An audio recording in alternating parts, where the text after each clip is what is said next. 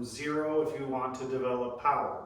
So what that means is if you're in a neutral stance, or if you're just kind of standing there and someone punches at you, you need to know how to initiate the movements that bring that jurus out. So if we're doing, say, like a khalid, I need to know how to produce those motions and develop power in those motions so that they're not just kind of swatting. I want real power.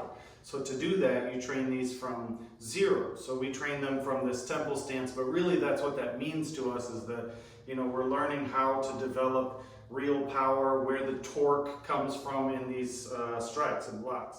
The next thing is to train from postures.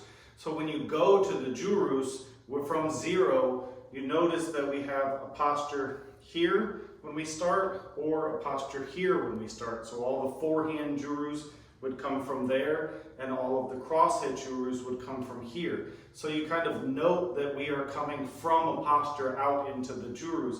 That teaches you where your jurus come from, so that you understand that this jurus is from this particular posture. So if I'm in that posture, all of these jurus are available. It's a simple concept, but it's really important, because that means that you intuitively understand what your options are, and you don't have to think necessarily so reactionary. Once we've taken the jurus and we're training them from the postures, and we're working out of that posture, now we start to look at jurus out of movement. Okay, so jurus out of movement would mean that if we're out here and we're striking, that we bring those jurus out from those strikes, from that movement, whatever we're doing. 1, 2. We get to those jurus from those motions. Okay, so we're already in motion. So now we're not just building power from understanding where the power comes from or from flowing through the posture. Now we are developing power by redistributing power from a previous motion into the next motion, so that we have more power. Okay?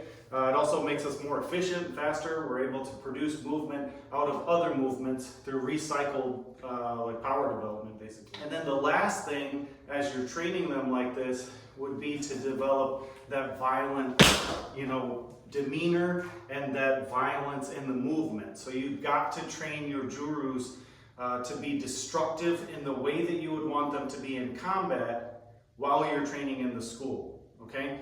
And I can't stress that enough. You're not going to amp it up to 100% when you're in a combat situation.